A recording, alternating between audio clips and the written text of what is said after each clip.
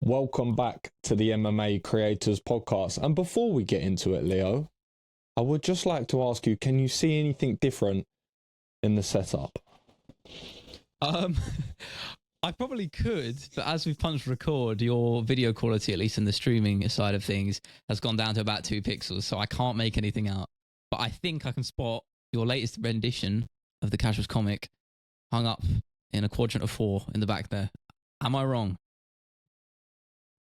You didn't have to pull back the curtain quite so much on the behind the scenes of running a podcast and hot spotting your laptop in the garden for the Riverside stream.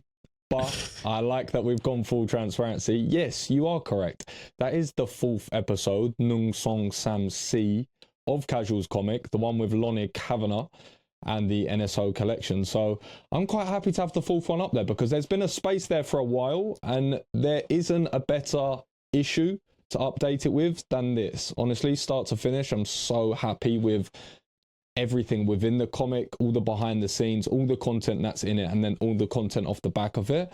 So yeah, I'm super happy to have that up there. I should have got one. I'm annoyed I should have just copped one. I'd say I'd apologise, but you know, I don't have nothing to apologise for. But I do need to give that a read because I remember when we recorded the episode with Paul, I had a little scour through the 2 of the other ones you did, the UFC 281 Makhachev Oliveira one and the Bisping one. And I thought they were both very cool. So I will definitely have to give it a crack at some point in the future. But I will fully say, yeah, it looks nice and a sort of uniform group of 4 there with the poster as well and the Casuals cap hung up in the back. Looking very nice. I got to get a set of my own. It's just like I'm sort of improvising right now, but when I can, I'm going to get all jazzed up. I've still got my Volkov Aspinall UFC Fight Night London poster as well, still in the corner, still in its tube, waiting to be unopened. And I guess that goes against a lot of ways what we preach about being proactive, which I definitely haven't been in that regard. But in terms of YouTube and where I've been focusing my efforts, I think I've been doing an okay job. Maybe less so this week, struggling with ideas and creating. But I did just release my Paddy Pimblett documentary, which is doing pretty well, reasonably well. I'm sort of being a bit conservative with the prospects of where it might go and how far it can run because I've done that before. I've done the opposite of that, rather, and had it blown up in my face. But it's never a normal week in the YouTube space. How are things on your end, on the content creator side of things, or just in general? We'll go content side of things first and foremost. Hectic last 2 weeks, right? We spoke about the week before with the UFC London pop-up, then the event itself, and then the aftermath of that. But that week rolled straight into Toe Wrestling Championships London, which was always for the 29th. We even had a film set quality promotion for everyone to know it was March the 29th. And then on the week, we essentially get some news that we cannot use the studio anymore. So we don't have a venue for Toe Wrestling London, but we have the entire promotion. We have all the event. We have the t-shirts ordered. We have everyone coming down from different magazines and our workforce equally aligned to that date. And the script essentially gets ripped up. So we had to find the location on the week and completely redivert the entire event. And doing it off the back of UFC London, it was so hard, right? I spoke about to Mike Owens, this is our fight week. When you go to fight week as media, it's a media fight week. It's not the athlete fight week where the crescendo is the fight on the Saturday. That's the crescendo for us as media, but there is a build-up. There is still an aftermath as well. So doing it off the back of that, I was thinking, I'm super fried at the moment for event running. I've literally just wrapped that up. So that was a very, very tough obstacle to overcome, but I'm sure we can get into some of the details. Yeah, please. I was going to ask, can you elaborate on what happened to the studio? By the studio, do you mean the studio where you did the pop-up or we recorded the episode with Paul? And if so, why? Why were you not able to use that? Let's just say, very simply, for certain reasons, it was not in use. That's all that you need to know of that story. Moving on from that, it was flipping tricky to overcome that and try and get it in a central location. However, we found a man that was in South Tottenham that absolutely loved it in this small Irish pub. A little bit of a rough area, I won't lie. A little bit of a certain vibrant crowd, I will say. But the actual aesthetic of the pub was absolutely perfect. It had this grimy London feel. It had this sort of very traditional, very traditional boozer. You had the fluorescent lights of the slot machines. You had the pool lights that came down in 3. He completely just rejigged the pub to set up for us and an entire camera crew, and then also gave away prizes. Gallon of beer to the winner, half a gallon to the runner-up, drinks to everyone. We bought rounds of shots. We had people come in from magazines like Huck. Then I brought some of my friends that's some of the best in the game when it comes to content creation, photos. Mate, one of my friends, Max, I went to uni with him, so I've known him for a very long time in first year. We've essentially lived together for a good few years, but he got into photography in a lightweight and started pursuing it properly when we went traveling around Europe. And he took these photos, and I remember looking back on the actual prints and thinking, mate, you are crazy talented at this. I just remember thinking that very vividly. And now he's in a position where, no joke, he is one of the best in the world when it comes to a certain look and vibe of art and photography and visuals. He is one of the very best in the world and working with some of the biggest names in the world within a very small space. So he comes along and documents the journey. Then I have other friends like Oscar, Paul comes along, documents the journey. Amity Studios documents the journey. So the content side of it was completely taken care of in so many facets. And then obviously I lean into a bit more short form, made a YouTube short doc on it as well. And the content of it was completely covered. And then the event itself, I'll throw it over to you because I have given you information dense time. But the event itself, I then essentially had to rock up. There weren't many people there.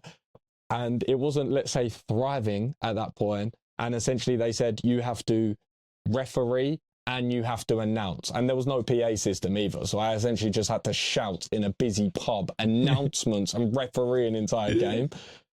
It was intense. Well, I'll put it in this perspective. If you think back to the UFC's early days, and I remember you drawing the comparison when you signed the deal, for lack of a better term, with Toe Wrestling to sort of become a significant part of it, almost like you're your own Dana White. I mean, you're getting what you asked for, right? I mean, that's the position he was in 25 years ago, maybe a bit longer when the UFC was really only starting off. You know, he had to manage a lot of things, still does. And I'm not going to sit here and say he had to do the announcement and commentary, etc., but the premise is still there, right? So those are the positions, the boots you got to fill for now, until this sport grows and grows and grows, like you and I are convinced it will. And eventually, you know, you can offload some of those responsibilities. But as I said, you sign up for that, and I don't think you'd regret any second of it. I'm sure you'd say.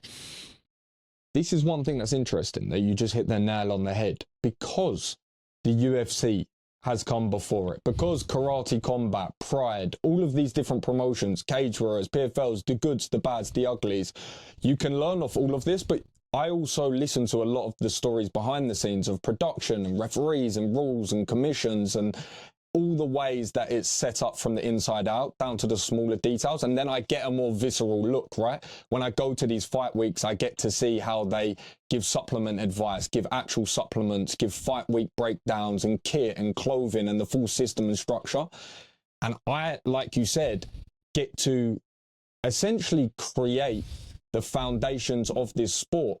And I was sitting there today, it's funny you say this, because I was sitting there today thinking, essentially, I am the Big John McCarthy of toe wrestling, because I'm sitting here with the champion, describing the rules essentially to, I've said that word way too many times today, I'm describing the rules to people of this sport and sharing to the world how this is going to be played. And if I think of it as big as I do, then that is actually a very big deal, because that essentially is what everything comes down to, the sport, how it's played and how you actually win and win money. So it's really weird, but I'm loving putting on different hats: promoter hat, production hat, in regards to even prototypes and getting them sent out so that it can be within the content strategy hat and then create cash flow on the back of it. And I was thinking today, the number one thing that Toe Wrestling has to do, the number one thing Mr. Beast did, the number one thing anyone with a thriving business did, all the money that's made, put back in.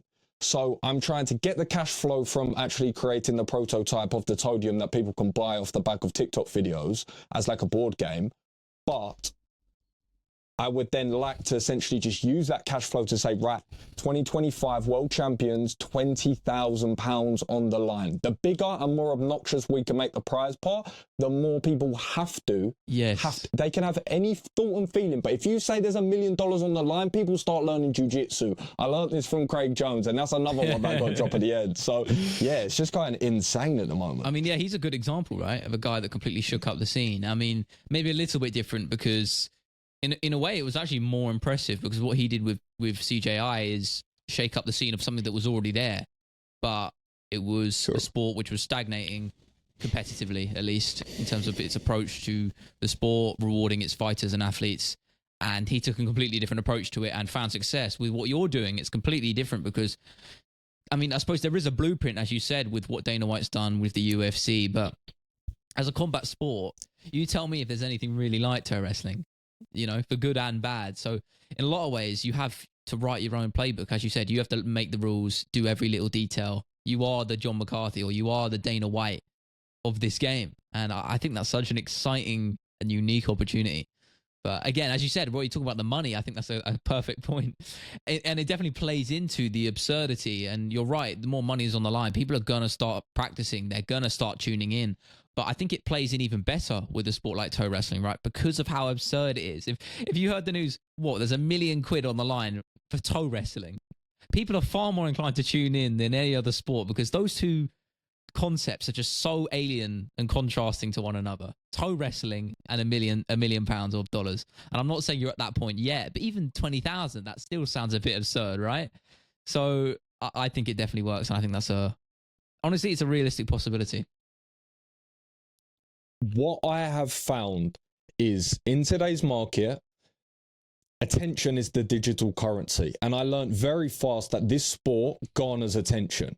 And then when you actually go into the weeds of the sport and the nuances of it and look how far it dates back and look at the interest on different parties and the scalability from a business perspective and ways that you can integrate the sport and trademark the Todium and just different elements from a business and marketing standpoint, you realize how exciting it is. And then you can put big prize money up, like you say, in not a very long period of time. £1 million sounds like a lot, but it's actually not a lot in regards to business these days. When you're scaling big businesses, it just isn't a lot of money, right? So you have to reframe the thinking.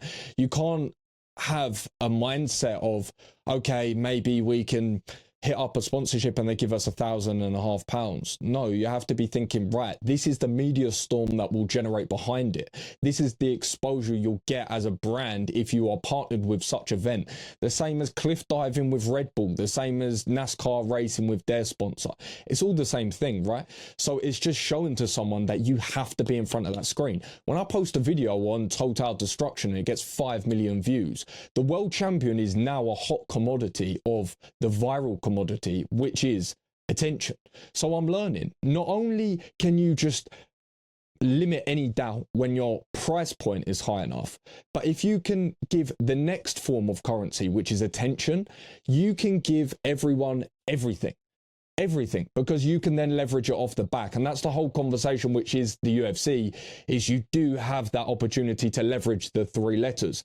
Same thing. You have the same leverage to you have the same, 3 letters to leverage, but it's the TWC. And when you're on the Netflix documentary, and when you're the world champion, and when you win $500,000 in the biggest payday it's ever had, and you're across all the major news outlets, you become the biggest star in the world within your respective sport, and you get paid handsomely, and you don't actually have to go to your job because someone's paying you £500,000 to go on your back, because when you hit the highlight reels and they get 5 million a piece, everyone's seeing your brand name at scale. So yeah, it gets me amped up from a business perspective. When that Netflix documentary hits, I want to have one of those I want to be in there doing one of those interview sound bites, you know, and then they start overlaying the footage in slow motion over the top of it. That's what I want to do.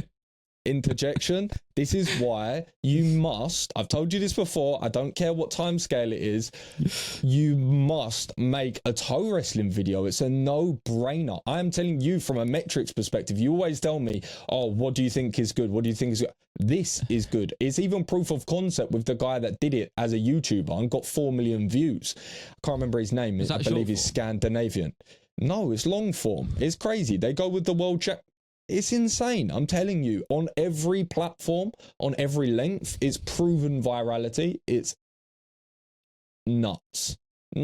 Honestly crazy. So definitely one day do a little documentary on that for sure. And I'll give you more access to the stock footage, right? What were we saying before? You have to alleviate the restraints of footage. So it's things like this that maybe you could lean into every so often, maybe like a cheese rolling. I'm just giving you examples for the sake of it. But you understand my point, no, right? of course. And I do have one last thing that I will say about the wrestling. People are very fastly learning. You can't just rock up and be the best. Very quickly learning that it actually requires a good amount of energy during the wrestle and also a good amount of strength. And if you come up against someone that's much better than you, you feel it very quickly. And I am just at this turning point now where I'm starting to see a slight shift in momentum for the Toe Wrestling Championships. In the lead up to August, I would like to, this absolutely nothing official, I've not even had this conversation, but these are just my intentions. I would like to completely kit out the uniform and the sliders for the Toe Wrestling Championships 2025 like Venom with casuals clothing and have the full kit out of the sports elements. And like I said, with the sliders, which I work with this podiatrist who is the best in the game. And he actually has his own form of those shoes, but they're actually kind of nice. And I want to do a collaboration with him. So they're actually maximum health, but maximum comfort with sliders. That's my plan. That's such a perfect, like, merging of two ideas. The sliders is just perfect as a sort of business idea for the TWC. It just makes perfect sense, right? And it's the same way you have, I mean, not exactly the same, but you have the MMA glove, you have the UFC glove. It might not be perfect and it definitely has its faults, but it's very much iconic. So there's just, I mean, it's a no-brainer, right? I don't need to tell you that. You know that's a gold mine there. You said it perfectly with the glove. That's essentially what it is, right? That's what I envisaged it. When you walk up to the Todium, you essentially take off your glove, take off it has to be something protective of the $1 million. Imagine the prize fund in 5 years is £5 million, right? Let's just say that's the case. £5 million in 5 years. I think that's easily doable, regardless. You need to have these protected the same way that you would a hand when you go into the octagon. Obviously, you have to take it off to then wrestle, but my point is they must be protected. So I think you need a slider which is conducive to healthy feet and posture, but then also protective to the actual foot itself. And the reason why it's perfect is because it's completely authentic. Anyone that knows me will know I haven't worn anything but sliders pretty much since 2020 lockdown. I stopped wearing shoes indefinitely, but before that I pretty much only wore sliders for 5 years anyway. So for the last 10 or so years I've only worn sliders for pretty much 95% of my feet's life. So it's quite an innate, it just works. It makes sense. It works. Exactly. It just works. And also, even on a smaller level, it goes back to what we said the other week and what we've said plenty of times before about, particularly with your aspirations and your goals of doing what you want to do, not just being, particularly in regards to casuals, not just being a media outlet posting MMA news, but the brand revolves around you. And that's kind of an extension of that, I would say. 100%. And as you say that, I'm just starting to round off those edges with my branding. I'm just starting to have the full network system of my accounts within each other. a good presence on all of them, tidied up in regards to the bios, what you see when you land on there. So if you go on Casuals Corner, you'll see food fighters. And when you go through food fighters, you'll have a nice bio, a trending page, a successful page, a growing page, and then the links are within that and vice versa, and creating the full ecosystem. Then just tidying up the back end in regards to the actual products and services that I'm charging or selling, and then just tidying up in the front end, obviously the full strategy continuously. I'm just getting to a point where I understand that, and now I'm going into YouTube. And I want to circle back quickly to you. You said, oh, it's doing quite well. I think it's doing exceptionally well. I saw it in a day and it had 18,000 people. To accumulate that on YouTube is very good. Yes, your expectations are misaligned, right? Relative to reality. Of course, you should strive for higher. That's not what I'm saying. But you should also be incredibly enthused with that amount of people in that short space time on YouTube. You only need 1,000 true fans to have a thriving business. So you're proving very quickly that you're starting to have that, right? So once you do have ways to maybe even monetize off the back of that with 1,000 true fans, then it's just compounding. Yeah, I'm glad you actually said ways that, to because earn. that's, for me, been the, I don't want to say the barrier, but it's been like the logical next step that I just haven't been able to figure out. I know we've mentioned it a couple of times here and there. There's elements I want to dive into. You know, I did, drafted at the very least a couple of clothing designs which I wanted to do, and I've thought about doing some script writing stuff because I feel like that's very much my forte and my best aspect of the content creation pipeline. But I'm still, I'm not sure where the route is to go, you know? It's obvious, right? Well, in my opinion, it's obvious to a certain extent. You've always got something, or at least I think of it as an idea shelf. You put things on the idea shelf and then you think, oh, that's a really good idea. And if it's been on there for a couple of years or it keeps coming to your mind, there's a reason you should do it, even if the reason is just fulfillment of activity, because you will find that innately soothing to actually carry out that idea. You mentioned the clothing one ample amount of times. You've already done the early stages of that. Very simple. You execute on one piece, you get a sample piece, you start wearing it in your content, and then you just put a shop link to that in some of the videos that you have that in when you feature in the videos. And then you can just have them on a pre-order, understand how many you're getting, and then slowly release them and sell 3 pieces in a month. The first month you do it, and then in the third month you do it, you sell 18 pieces, and instantly just like £200 and £300 is kind of coming in, just trickling in. Month 9, you sell 32 pieces, you know, nothing crazy, but maybe that's an extra £600 in your pocket, you know. So I think it's just actually, can I start ask you building about what you want to do. With regards to the casuals clothing, how is that, again, if you feel free to answer at length or not at all, but how is that looking on the sales side of things for casuals clothing? Honestly, same thing, right? Is what I'm saying to you. I essentially said, right, I'm going to start with a prototype and then just understand that this, along with my own brand, is a 10-year journey.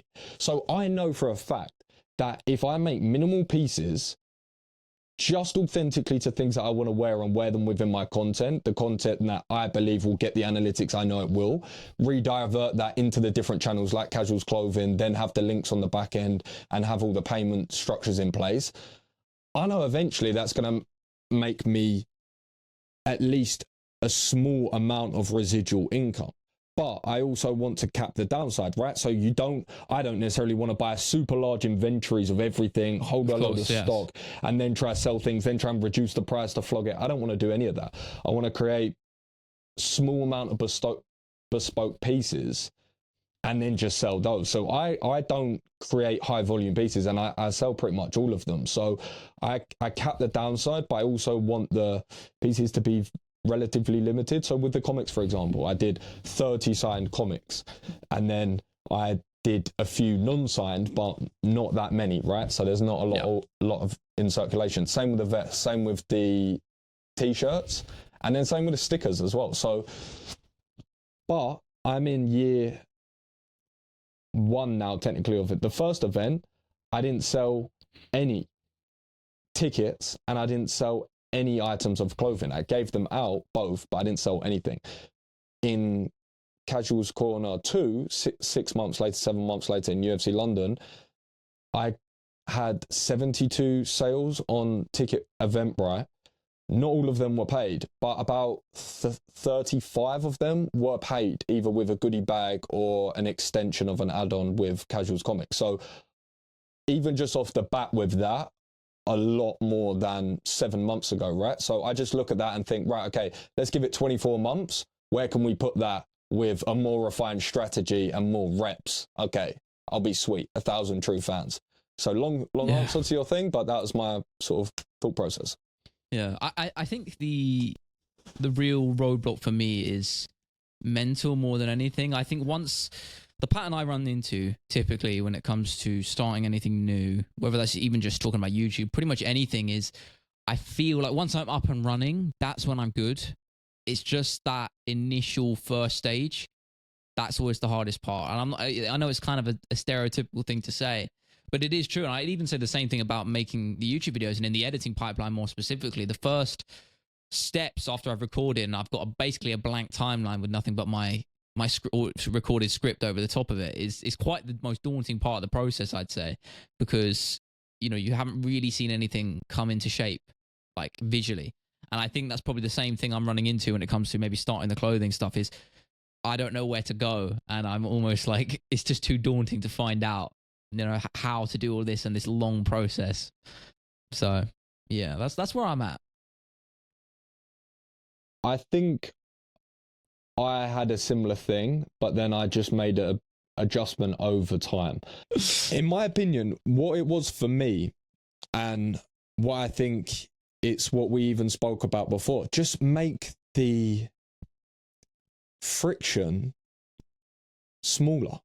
Make the barriers to entry a lot smaller. Just make very minor steps on the progression. So for example, if it was the case of editing a video, sure, writing the whole script and having it start to finish edited is so long, but can you find the color grade that you want to use for this particular timeline first? Can you at least import the footage onto the software so that it's in the timeline, even if it's not ordered? Can you maybe just take one out that you don't like? My point is you just build it up slowly over time. So with the clothing and whatnot, yeah, thinking about Gymshark right now is intimidating. So you have to strip it back to day one of Gymshark, which is making the design. Just make the design. Just make the design, then just send it to someone. Once you've just sent it to someone, you get back and you can get a prototype and just look what it would look like on Canva using some basic editing skills. Then you have to find a manufacturer. You find one, or maybe you simplify it and just find a t-shirt in a charity shop and then just get the print printed on it at a place down the road and just have a look what it looks like, or just blag it from a distance and then people think is actually the product you're selling. On the back end you have the full product with the manufacturer, but on the front end you're just wearing the prototype. Do you see what I mean? Like it's not as much friction as we can. It's intimidating the final product, but just strip it down. You can do that. You can spend 2 days where you get a design and you go to a shop and get it printed and you start wearing this new clothing item on it. You can do that. Even if you're not selling anything, you can at least wear it to create intrigue and write it in the description at least. Yeah, I think the biggest barrier right now is finding an artist, because I'm very peculiar about what I want in terms of the actual visuals, and that's always the hardest part, because if an artist doesn't fit what I need and what I'm trying to visualize in my head, then it's just like it's a no. So do you want to hear my opinion on that? Shoot.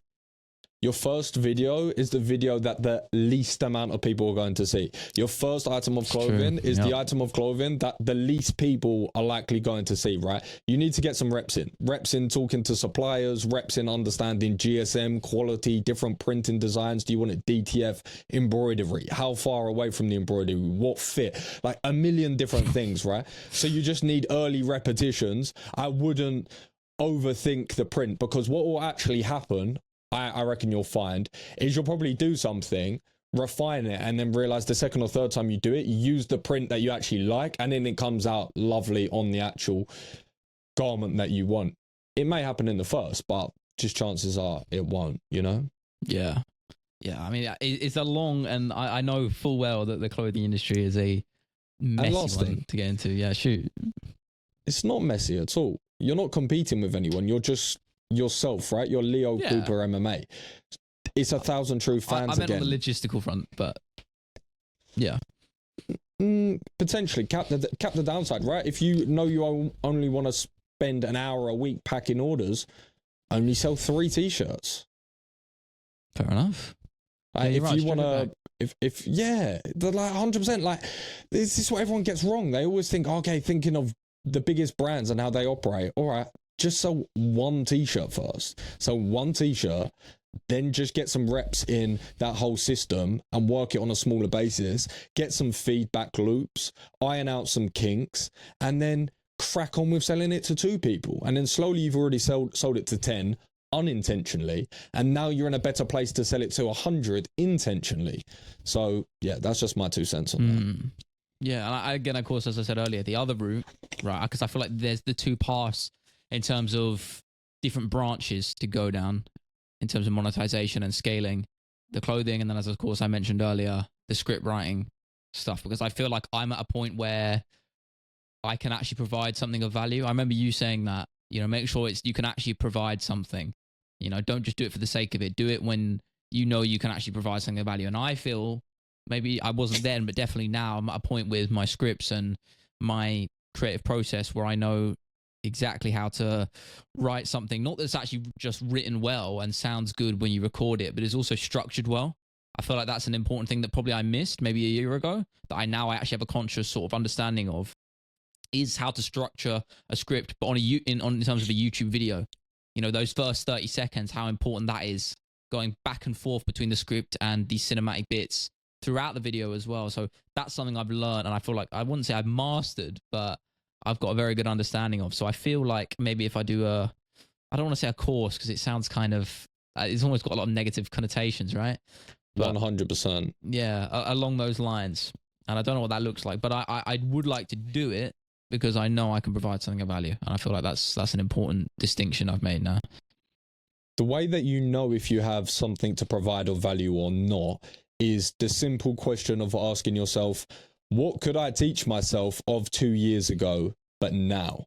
What would I tell that person about this entire process and journey, right? And if you have, you'll know, value to give that person, you also then have value to give a lot of people. Sometimes people get worried, and again, they create friction because they think, I'm not an expert in this field, I have no value to give. It's not true. You just have to know that you're not an expert in this field, but you do have 18 months of value to give to the next person.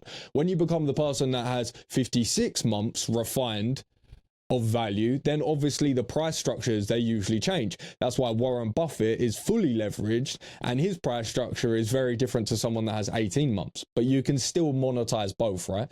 So firstly, there's a lot of value to give in there, but it's interesting that you said about YouTube, because yesterday I actually probably had my most successful, now we're speaking more on micro terms, because with your channel and your numbers, a lot of people won't be able to relate to that, because that is actually very impressive for a YouTube video to have 20,000 almost in a day. Yeah, of course, it's very, very difficult to do, right? So a lot of people can't relate to that. What they can relate to is getting single-digit views, which I have done for a long time. But I told you that I was going to put more time and effort and just a little bit more attention into it, and I did do that for the last couple of weeks or last few weeks, and the analytics have showed that. But also last Saturday, I got my most watched video in a day for GBTV, which was about 700 views, which I was pretty happy with, to be perfectly honest. That's great. That's great. And I said it's all relative. It is, because especially when something, again, I mentioned this before when I talked about my games channel, when it's something that's a lot more personal and you and your brand, which of course we talked about earlier as well, it means a lot more. Even if the numbers relative to maybe your other platforms aren't anywhere near that, you know, they get dwarfed. That doesn't really matter, because the GBTV is something, not only have you started a long time ago, and it's very much your baby in a lot of ways. I don't want to put words in your mouth, but you have a lot of attachment and history behind it. So it does mean a lot when you get that extra validation. So, and as I said, I can completely relate when it comes to my games channel, which doesn't even get a fraction, even close to the amount of views that my regular platform does. But it still means just as much, if not sometimes even more. So I think that's something to be proud of. 700 views on YouTube is difficult to get. It is. It is. Yeah, it is. Sorry, go on. No, I was just going to say, and I have been doing it a while, but I think, like I said, I'm just putting more of an actual concerted effort into what I'm doing, and even small tweaks as well, not necessarily that small, but where I say more time, it's just in details like attaching 3 thumbnails and putting them through the test and compare scheme when I upload the video, right? Just taking a little bit more time and attention on the actual title. Sorry, I really don't want to cut you off, but that feature annoys the hell out of me because it could be so useful, but I don't really get anything out of it because it doesn't. For those of you who don't know, A/B testing is where YouTube rolled out a new feature for it officially, where you can add multiple thumbnails to your video, and viewers who see the thumbnail will have a different one depending on the person, and it will compare and contrast the data. And in an ideal scenario, it would show you which thumbnail has the higher percentage of clicking, or click-through rate, so which one people click on more. It doesn't. It shows you, unless they've changed it in the last week, maybe they have, but what I see normally when I try and do the A/B testing on YouTube is it shows me which one people have been watching more in terms of the percentage viewed on a video, which I don't find is particularly helpful when it's, in context of the thumbnail. I don't really see the value in that data personally. So that's my little rant over. I would just say, right, with these platforms, it's also important to remember, I always think this, if analytics or tools on the back end of these platforms like a TikTok and Instagram / Meta or YouTube are a little bit off exactly what you want, it's usually a time game until it shifts and you actually get both.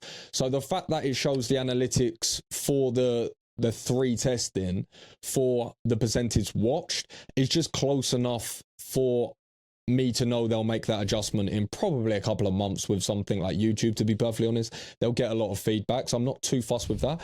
And also, there is an element of truth to it as well. If you know that someone is watching this thumbnail at 40% clip and everything else is 32 and 33, that tells you also that the thumbnail, along with the storytelling of the title, goes well with the theme of the video. To an extent.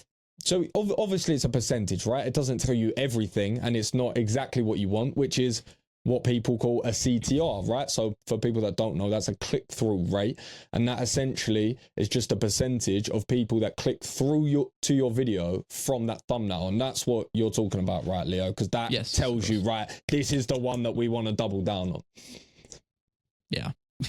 I mean, you're right. There is value in that feature in terms of viewer watch time of the video in comparison, because you're right. It shows or indicates whether the thumbnail is aligned with that title and with that format and the viewer's expectations. I think more importantly, going in, that's something I think about a lot. Is when I make a thumbnail, I want it to connote certain ideas or themes or branding of the video quality. Right, so I don't want a thumbnail that is tonally dissonant with the actual storytelling, theatrical, psychological, and dark sort of tone of my scripts and my piece. I don't want the conventional MMA YouTube thumbnail to be the option of choice. If you understand what I'm saying, like I want it to be very much me. More importantly, I think that should be the priority number one. I want it to be something people recognize my channel for. So that's probably the number one factor for me when I'm making thumbnails. But again, there's a lot of reasons to go into it, and I try not to overthink that process too much. I just look at the click-through rate numbers, and if it's not where I want it to be, I'll change it, and I'll keep it within the realms of the video's tone. I think that's the most important thing people forget. I've got a few ideas for a couple of upcoming videos, and I would actually like to get your... Let's do this in live speed, actually. I'll get your take on these, if possible, please, because I've got a few upcoming YouTube videos that I want to make, a bit more specific pieces with certain bits of media that I have, and I'd like to give you the overall theme and then just hear what you think could be potentially a good way to structure it and be a good way to potentially sort of package it. So the first is UFC Macau from my perspective, which includes the full journey to there, the full week from sort of my own perspective, and then little check-ins with myself throughout the week. going to the gym, going to breakfast, going in the cab, then going on the UFC tour around the new gym, and then having a full session, and then obviously on the walkout and whatnot, all of that footage, then in Hong Kong after. So I've got quite a few elements from that one. What do you think? Well, I think there's specifically for that Macau event, there is a unique angle you can take because you were in the UFC corner. So there is. Come on, what angle? Come on. Yeah, so that is innately appealing to me at least, and we always say I think the most important thing for YouTube is put yourself in the shoes of the audience because the audience is the algorithm, and if people want to watch it, they will watch it, and YouTube will push it. Inevitably, that's just the case with the platform. It's a cold hard truth which people don't really want to admit, but it is true. So I think that's definitely the angle I would probably take. And I think with that style of content, I don't want to call it a vlog per se, right? But it's not a little bit. Yeah, it's a little bit. 100%. Yeah, I mean, it kind of is. I like that. That's what I want it to be almost. Yeah, with this point in time in 2025, I think with that style of content, the appeal isn't overtly produced stuff. It's raw, it's stripped back, and if you're going to go down that route, I think the thumbnail and the title very much has to reflect that. But regardless, I think a universal, just easy way of doing things, at least for keeping viewer attention for that first 30 seconds, because it is the most important, and do this probably with your title and thumbnail as well, is propose a question or a problem or a thing, an idea, and the video should aim to provide the answer to that by the end of it. And you can go a bit abstract with that, and it might be a little bit trickier with just the nature of your video, but that's definitely the route I would go. Like, for example, pretty much in every single one of my scripts, pretty much all of them, not all of them, but let's say 85%, I start with a question. I will always start with a question. It's the first sentence. And then I build that intro up for the first 30, 40 seconds. And usually my retention for that 30 seconds is around 75%. After 30 seconds, I have 75% of the viewer base still watching, which is pretty strong. So that's probably a universal just truth to making a good intro is propose a question. I know that's probably trickier and it might be a tougher ask and a taller order for what you're doing. But if we're talking about the packaging, sorry, go on. Sorry to cut you off quickly, just before you go on to the thumbnail. Would something along the lines of, if you're saying propose a question, along the lines of what does it actually look like to fly to China and corner your friend in his first ever UFC fight? Something like that, right? Whereas proposing what does it actually look like and what does the journey entail? And then obviously over that, what I feel like you're going to say is, at the start, at least show shades of all the video that you're going to see and then lead into the story. Yeah. I mean, equally, I think the most important thing, regardless of whether you're proposing a question in that first 10 seconds, is it needs to be the intro, those first 10 seconds needs to be a natural segue from your thumbnail, in my opinion. So that's why I kind of like to relay what I'm proposing in the thumbnail and the title. In those first 10 seconds, it just works. So for example, what I would do is that, that great footage you have of Lonnie walking out, right? I don't know if you have any footage of you in that moment that you can see you. So it's not from your perspective. If there's anyone filming you in that moment, or you could find that or anything close to it. It might be the live stream. Here's an idea. This is golden. I've just thought of this. You're dancing with the devil here a little bit. Actually, you're not even technically monetized on YouTube, right? So this wouldn't be a problem. No. There you go. So not a problem. No, if you can find Lonnie's walkout, freeze frame it with you and saying that's me walking out a UFC fighter in Macau for that first 5 seconds. Oh, what? Just me on the live stream? For the first 3-4 seconds, and then just pause it. Draw a red circle or something around you. Say, I like that. That's me walking out a UFC fighter. Blah blah blah blah blah. How the fuck did I get here? Quick cuts. Bang bang bang bang bang. 25 seconds, done, slow it down, and then you just ease your way in. You've got people hooked. That's my good. Job. That's it. That's exactly what I would do right now. That was good. That was actually bang on. Sometimes I would 100% do that. Yeah, that was actually perfect. I know the exact style you want. It kind of it kind of goes sharp riser, like zoom. Yep. It's literally how did I everything. get here? Boom.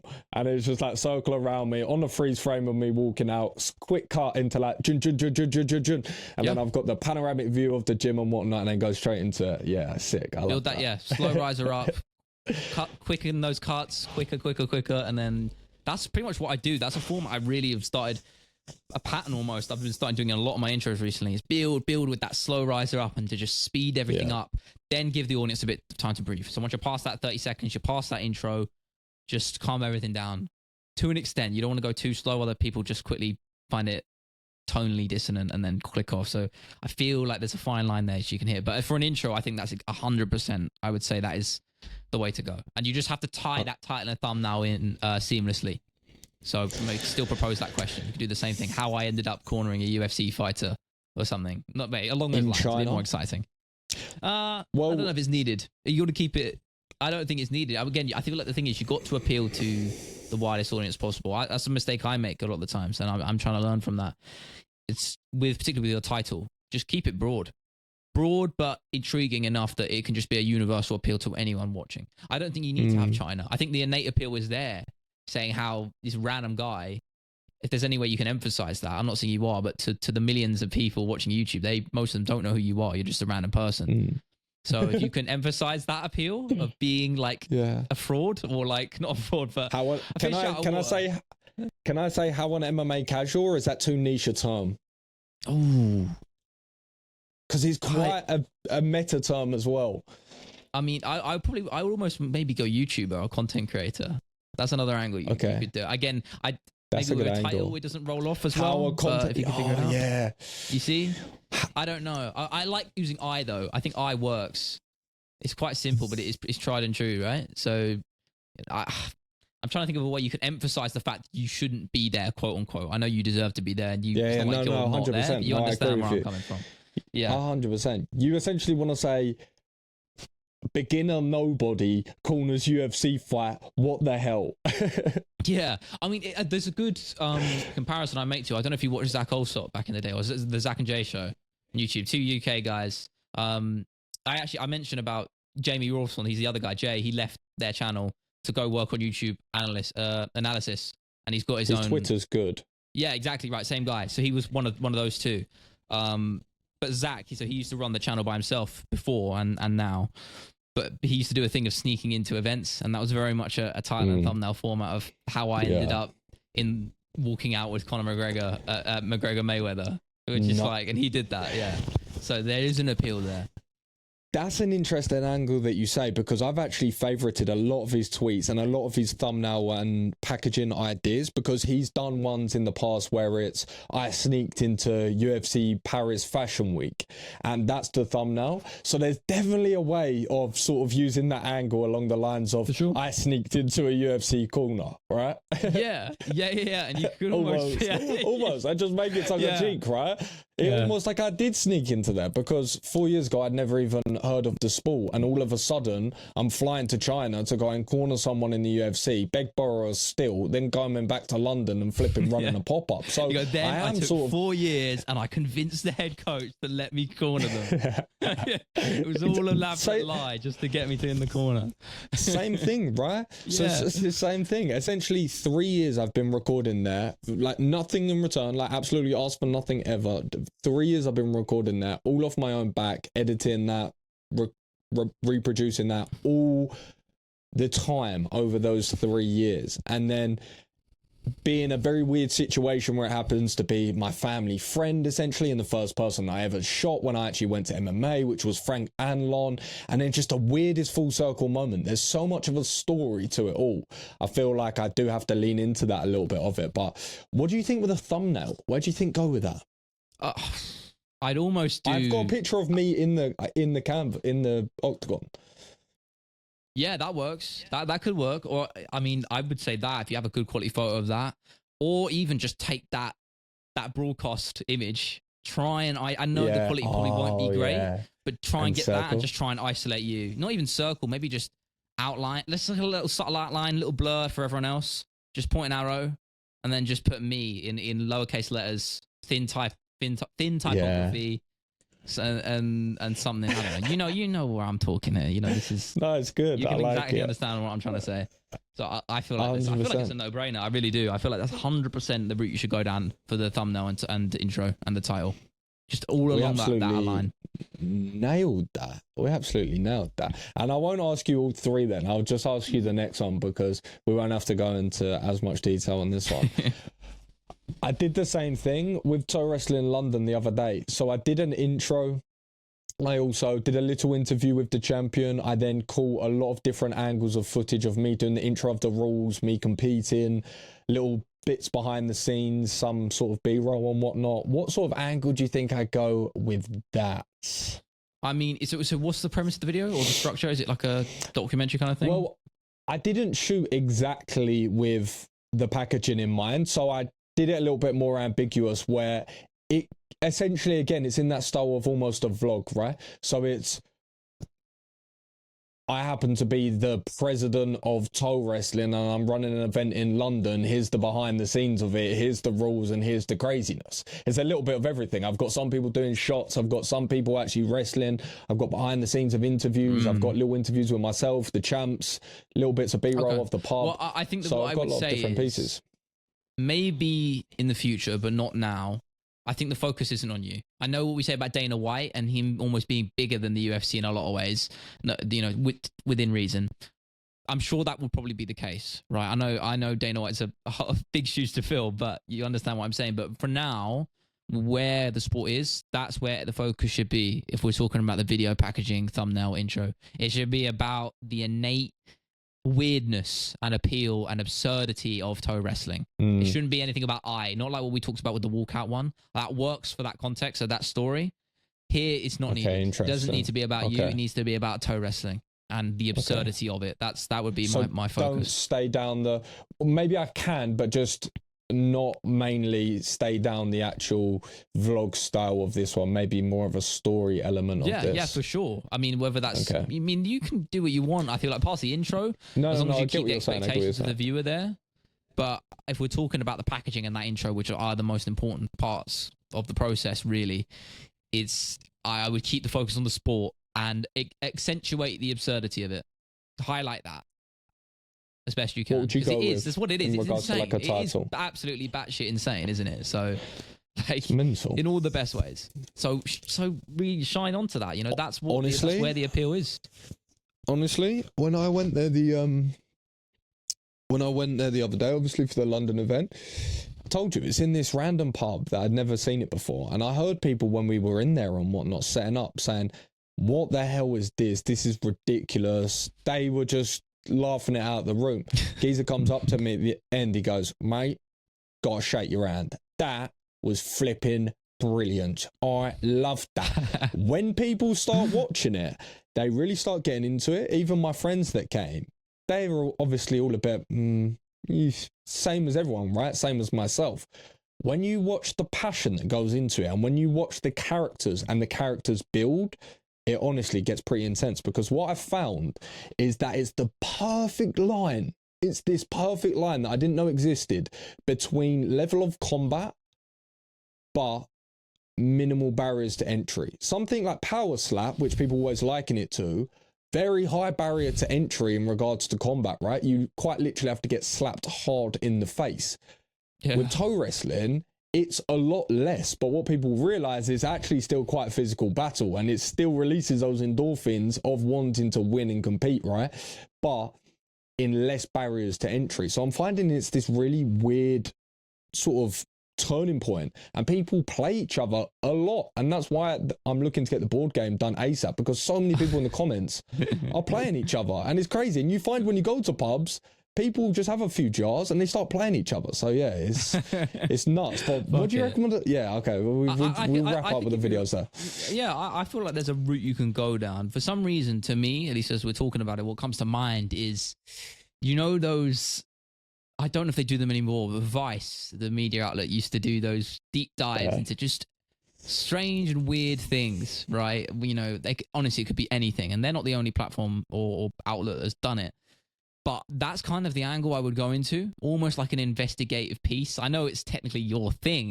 You're not an outsider looking in. It's very much the opposite. I am as well, though. I mean, yeah, exactly, you are. So I guess there's an appeal to that too. But if we're talking tonally with the thumbnail and the title and that packaging, I'd almost lean into sort of an outsider perspective, right? So saying, I don't know, like exploring the insane world of the toe professional wrestling. Professional toe wrestling. Yeah, I prefer that. That's much better. Yeah. So again, wordplay you can mix up, but I like that as a sort of starter title. Thumbnail, again, you want to highlight the absurdity. You only have a flash in the moment, a flash in the pan, really, just a tiny second to make an impression with that thumbnail visually, and you just want it to be simple and striking. It doesn't really need to be anything more than that. Don't overcomplicate it. It should just be the feet with something else. Like there really shouldn't be anything else of focus, of note in that thumbnail besides 2 feet interlocking with one another, because that's everything. That is everything that sport is to do with. Can it be in black and white? I probably wouldn't. I don't think black and white. Well, because that's the only one that I have.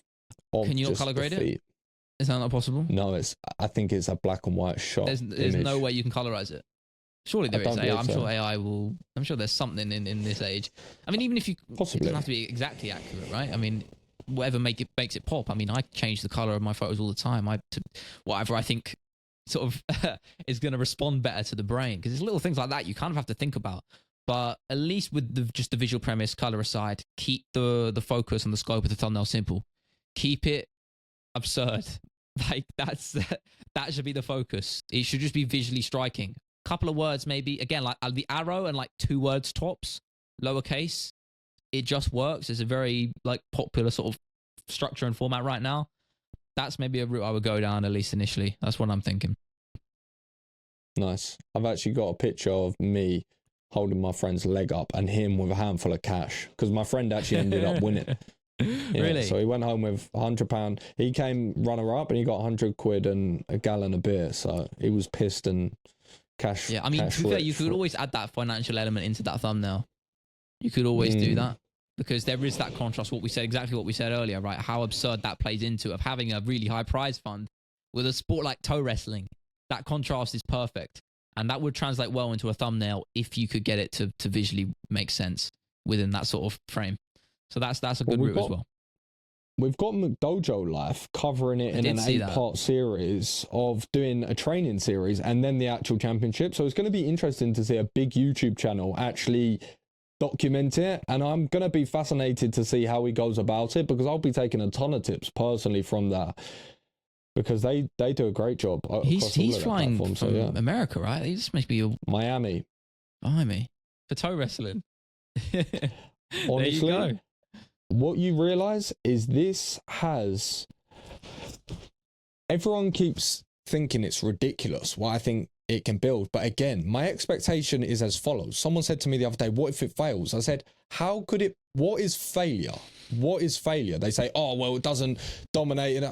I said, okay, it'll go back to being what it was, a pub sport. And I guarantee you one thing, I can get 1,000 true fans. And if I can get 1,000 true fans, I can create a business 100%. And I saw that. And you don't need fans anymore, really, even physically, to create a bigger business, because you can leverage, obviously, the digital media, which is a form of leverage. Naval Ravikant, the Almanac, which we spoke about this year. Of course. Proactive leverage, how many times? So it cannot fail, because I guarantee it can have 1,000 true fans, because it pretty much already has. You go to the championships, there'll be 1,000 people collectively this year, I would say. So pretty much done and dusted with that job. So everything off the back of this is just gravy.